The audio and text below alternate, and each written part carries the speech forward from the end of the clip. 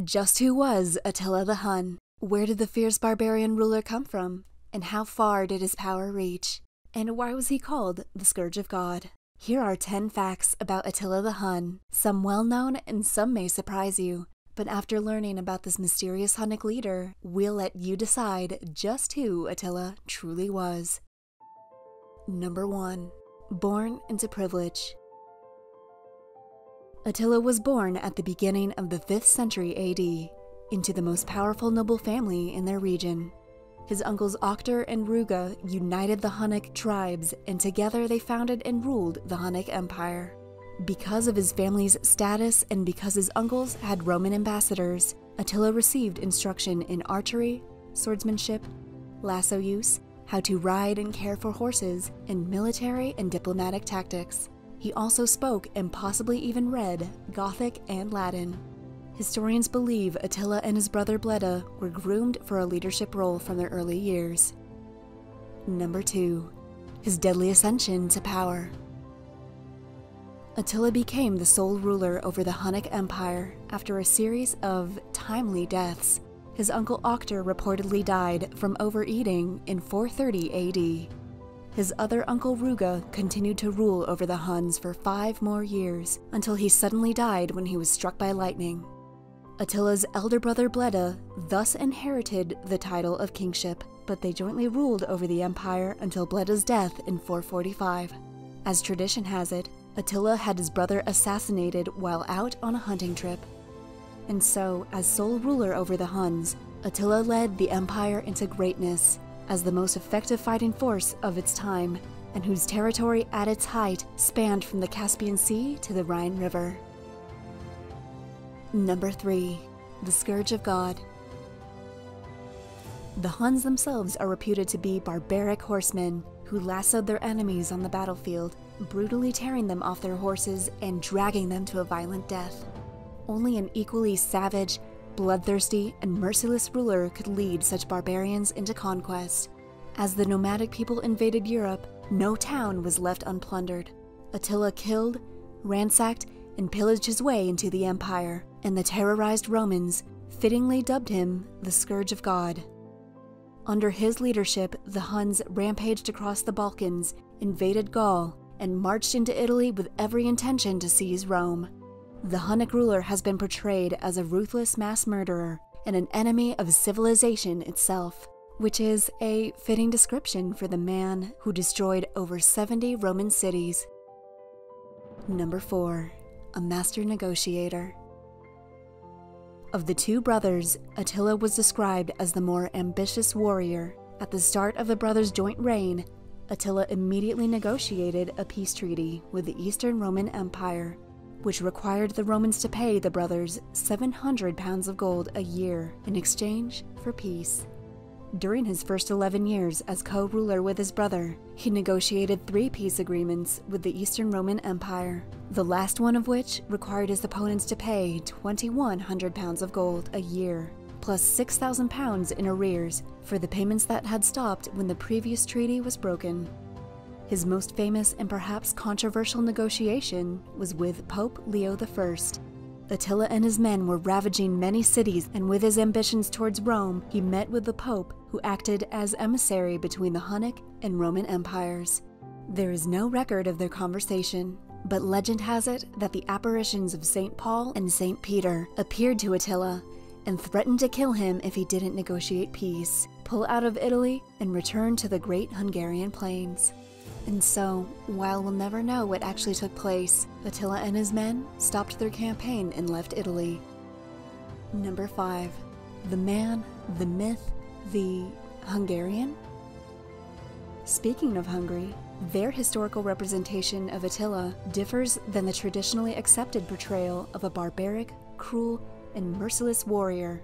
The Hungarians, who are believed to be the direct descendants of the Huns, regard Attila a humane and wise ruler who mercifully spared Italy at the request of the Pope. To this day, Hungarian and even some German historians describe Attila as a national hero who merely sought to provide his nomadic peoples a land to call home. Even the Roman historian Priscus depicts him as a generous and temperate man showing the proper kindness to his guests. Bonus fact: Attila and his brother Bleda were born in Hungary, and it is traditionally believed that its capital city of Budapest was named after Bleda, who also went by Buddha. Number 6. The Sword of God. In Hungarian mythology, their war god Hadur was the blacksmith of the gods, and he forged the legendary sword Isten Kardja, or the Sword of God. As legend goes, a shepherd discovered the sword in a field while tending his flock, and he gifted the sword to the Hunnic leader. Attila rejoiced at this gift and thought he had been appointed ruler of the whole world, and through the sword, supremacy in all wars was assured to him.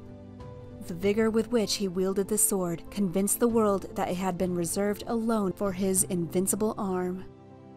Bonus fact: swords were not typical weapons for the Huns, as they preferred to fight with bows. Because of this, it is theorized that Attila did not use the sword in battle, and it could have been used for ceremonial purposes only.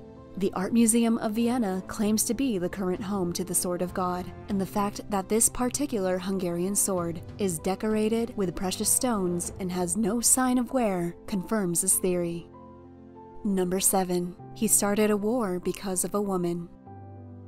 Although Attila already had numerous wives, and the exact number is not known, he waged war with the Western Roman Empire to claim yet another woman as his bride. The Western Roman Emperor, Valentinian III, had imposed an arranged marriage on his sister, Honoria, to a much older Roman diplomat, and so she sent Attila a letter requesting that he help her out of the situation, in exchange for gold. In this letter she enclosed a ring, and Attila interpreted this as a proposal, which the Hunnic king was quick to accept, and, seizing the opportunity to acquire more territory, he demanded half the Western Roman Empire as her dowry. Emperor Valentinian, of course, refused, and Attila resultingly declared war on the empire. Although Honoria eventually followed through with her brother's arranged marriage, Attila continued to wage war in her name. Historians believe that he used the marriage refusal as an excuse to invade the Western Roman Empire, as he had all but decimated the Eastern Roman Empire. Number 8. Attila the Humble? It is well known that Attila had an unquenchable thirst for wealth, which is why he constantly attacked the richer Eastern Roman Empire as opposed to the Western. Through plunder and blackmail, he and his people amassed a huge sum of wealth, but it is said that Attila himself lived quite humbly. When the Roman historian Priscus went to Attila's headquarters, he discovered Attila was eating off of wooden plates and drinking from wooden cups, while his guests were served with gold and silver platters and goblets. Attila's dress, too, was quite simple, unlike his subordinates, who arrogantly displayed their gold and gems on their horse's bridle or weaponry. Bonus fact: while Attila may not have cared about his appearance, he greatly valued his reputation. After the Battle of the Catalonian Plains, which was his first and only defeat, Attila was said to be so furious at the outcome that he screamed, yelled, showed his masculinity, and then he actually created a funeral pyre and threatened to cast himself into the fire. So little did he value his own life, and so much did he value his reputation that he would die undefeated. Number 9. The creation of Venice. One interesting, lesser-known fact is that Attila's incursions into Rome forced the formation of the city of Venice. When he restarted his invasion of Italy after the Catalonian Plains, many settlements were sacked and razed to the ground, and more often than not, the inhabitants of these cities were murdered in the process. So, to avoid a terrible fate, the Roman citizens fled to the islands of the Venetian lagoon, whose swamp-like marshlands were unfavorable to the Hunnic ponies and thus protected the people from further devastation. With every attack, the refugee population continued to grow and develop until eventually they founded the city of Venice. Number 10. His mysterious death. Sources differ on the exact circumstances of Attila's death, but historians agree it happened on his wedding night. He had just married his latest wife, the young and beautiful Ildiko. Ildiko? And celebrated with a great feast and drank into the night. The next morning, after the king failed to appear, his guards broke down the door of his bridal chamber and found his bride hysterically weeping over his dead body. No wound can be found, except he apparently suffered a bad nosebleed and seemed to have choked on his own blood. Some have speculated that Ildiko assassinated her husband in a conspiracy with the Eastern Roman Emperor, but others believe that he could have died of alcohol poisoning or esophageal hemorrhage. The most probable cause, as suggested by Priscus, is a burst blood vessel, a result of decades of consuming large amounts of alcohol. That night, his body was encased in 3 coffins, 1 gold, 1 silver, and 1 iron, and was buried in a tomb filled with weapons of his defeated enemies, along with jewels and other treasures. As legend has it, a river was diverted so that Attila could be buried in its bed, and the waters were then released to flow over the grave. The servants who buried Attila were subsequently killed to prevent them from revealing his final resting place. The location of the burial site, believed to be somewhere in Hungary, remains unknown to this day. Thank you for watching Ancient Military History and 10 interesting facts about Attila the Hun.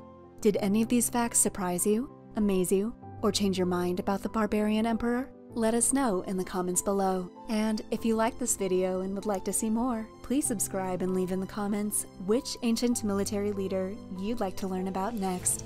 Until next time, thank you and have a wonderful day.